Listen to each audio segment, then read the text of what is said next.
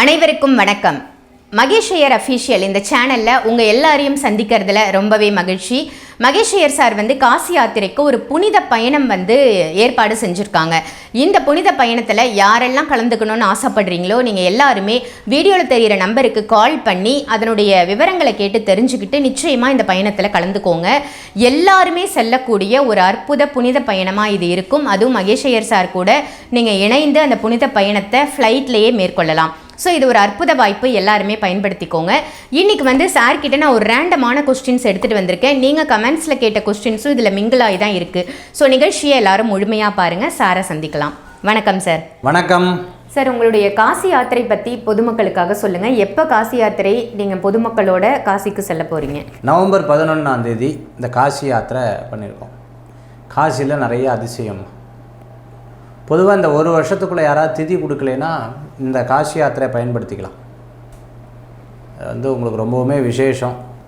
விஸ்வநாதர், கங்கை, யார் ஒருவர் கங்கை கங்கை கங்கைன்னு சொன்னாலே புண்ணியம். நம்ம பித்ருக்களுக்கு தர்ப்பணம் கொடுக்கறதுக்கு தான் அங்கே போனோமா அப்படின்னு கேட்டால் இல்லை. சர்வ பாப நிவர்த்தின்னு சொல்லுவாள். யார் ஒருத்தர் திருவேணி சங்கமத்தில் குளிக்கிறாளோ அவளுக்கு பாபங்கள் விமோக்ஷனம். நான் யார்ட்டையும் சொல்லாத சில தப்பு இருக்குது என்கிட்ட அப்படின்னு சொல்கிறவா அதை பண்ணிக்கலாம்.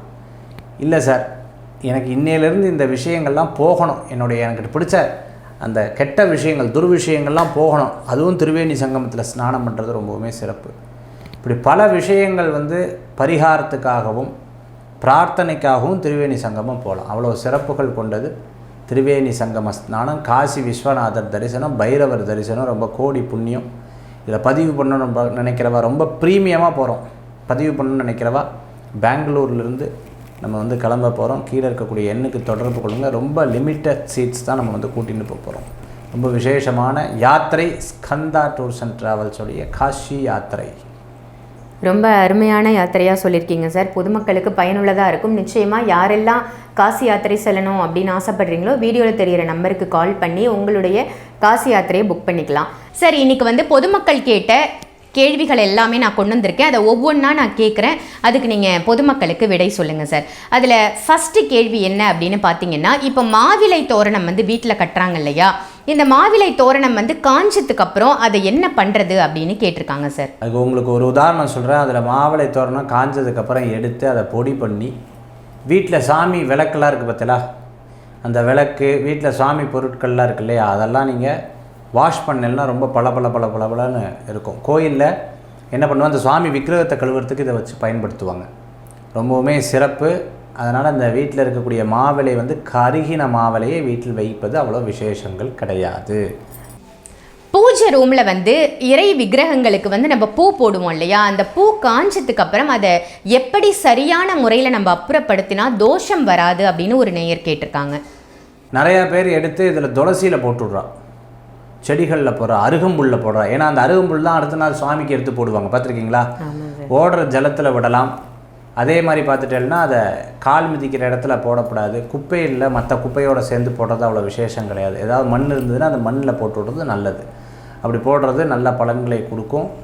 அதனால் அந்த மாதிரி காஞ்ச புஷ்பங்களை அப்படி எடுத்து தனியாக இல்லை கட்டி போட்டுடுறது நல்லது. இப்போ நம்ம கோவிலுக்கு போகும்பொழுது, இப்போ அம்பாள் கோவிலுக்கு போகிறோம் அப்படின்னா அம்பாளுக்கு யாராவது ஒருத்தர் பிரார்த்தனை பண்ணி எலும்பிச்சம்பழ மாலை தொடுத்து சாத்தியிருப்பாங்க. நம்ம கோயிலுக்கு போகும்பொழுது கோவில் அர்ச்சகர் அந்த எலும்பிச்சம்பழத்தை உதுத்து ஒவ்வொருத்தருக்கும் பிரசாதமாக கொடுப்பாங்க இல்லையா, அந்த எலும்பிச்சம்பழத்தை நம்ம இல்லத்திற்கு எடுத்துகிட்டு நம்ம ஜூஸ் பிழிஞ்சு குடிக்கிறதோ இல்லை சமையலுக்கு பயன்படுத்துகிறதோ செய்யலாமா, இல்லை ஏதாவது தோஷம் வருமா? நீங்கள் கேட்குறது ஒருத்தர் ஆயுளுக்காக எலுமிச்சம்பழம் மாலை, என் வீட்டுக்கார் நல்லா ஆயுளோட ஆரோக்கியத்தோடு இருக்கணும், இல்லை வேண்டுதலோடு இருக்கணும், பயம் போகணும்னு சொல்லிட்டு சாமிகிட்ட வேண்டுதல் எலுமிச்சம்பழம் மாலையை சாமிக்கு சாத்துறாங்க. அதை மாலையாவோ நமக்கு கொடுத்தாலோ அல்லது அதுலேருந்து ஒன்று எடுத்து நமக்கு கொடுத்தாலோ அதை பயன்படுத்தலாமான்னு கேட்குறீங்க. சாமி சன்னிதானத்துக்குள்ளே போயிடுத்தினாலே எல்லாமே பிரசாதம் தான். அதனால் அதை பற்றி கவலைப்பட வேண்டிய அவசியங்கள் கிடையாது. தாராளமாக வாங்கலாம், பிரசாதமாக வாங்கிக்கலாம். அடுத்த கொஸ்டின் சார், இது ஒரு நேயர் கேட்டிருக்காங்க. என்ன அப்படின்னா, இப்போ நம்ம வீட்டுக்கு உறவினர்களோ இல்லை நண்பர்களோ வராங்க இல்லையா, ஒரு சில பேரால், எல்லாரையும் இல்லை ஒரு சில நபர்களால் அந்த மாதிரி அவங்க வந்துட்டு போகும்பொழுது நம் இல்லங்களில் சண்டை சச்சரவுகள் ஏற்படுது. எதனால் இப்படி ஏற்படுறது, அதிலிருந்து நாங்கள் எப்படி தப்பிக்கலாம் அப்படின்ற மாதிரி கேட்டிருக்காங்க. அது வீட்டில் வயசான பாட்டி இருந்தாங்கன்னா இதுக்கு உடனே பதில் சொல்லுவாங்க.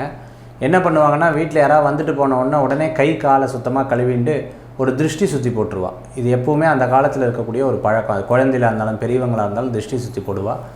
இது எப்போவுமே பண்ணுற பழக்கங்கள் உண்டு. அந்த மாதிரி ஒரு கற்பூரத்தை வச்சோ ஏதோ ஒன்று ஒரு சின்ன உப்பு மிளகா வச்சோ திருஷ்டி சுற்றி போட்டு இருக்கிறது ரொம்ப நல்லது. நம்ம மனசுக்கு பட்டுது உடனே நமக்கு எப்படி வித்தியாசம் தெரியும்னா, சில பேர் இந்த கொட்டாய் விட்டுட்டே இருப்பா, அப்படியே கழுத்து கால் கை கால் வலி கண் எரிச்சல் இருக்கிற மாதிரி இருக்கும். உடனே திருஷ்டி சுற்றி போடுறது ரொம்ப நல்லது. கை கால் கழுவுறது ரொம்ப சிறப்பு.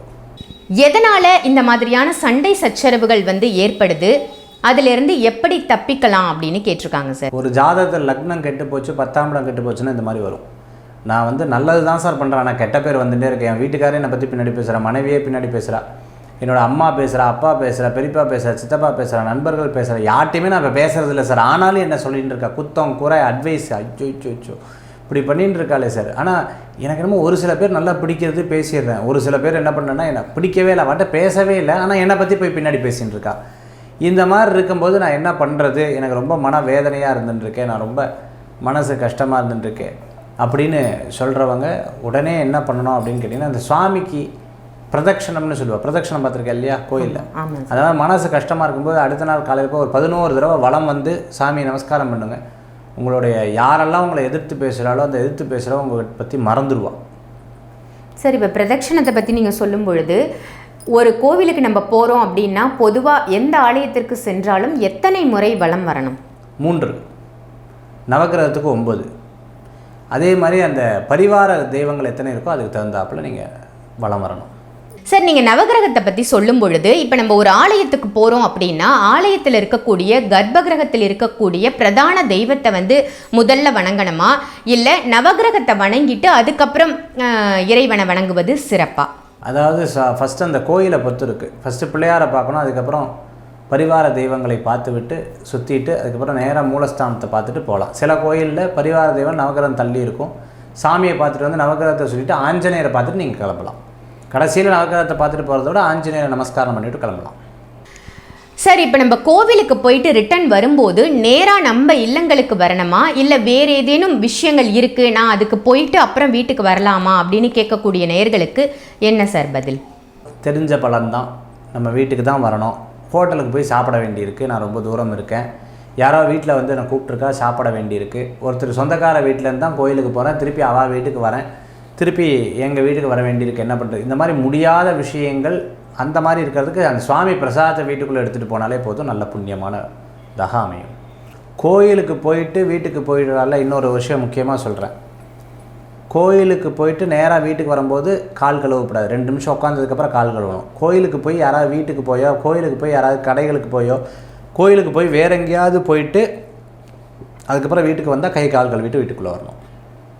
பொதுமக்களோட மனசில் இந்த மாதிரியான நிறைய கேள்விகள் இருக்குது சார். அந்த கேள்விகளுக்கு ரொம்ப பொறுமையாக அழகாக ஒவ்வொன்றுத்துக்காக நீங்கள் பதில் சொன்னதற்கு ரொம்பவே நன்றி சார். வெற்றிவேல் முருகனுக்கு அரோகரா. நன்றி, நமஸ்காரங்கள்.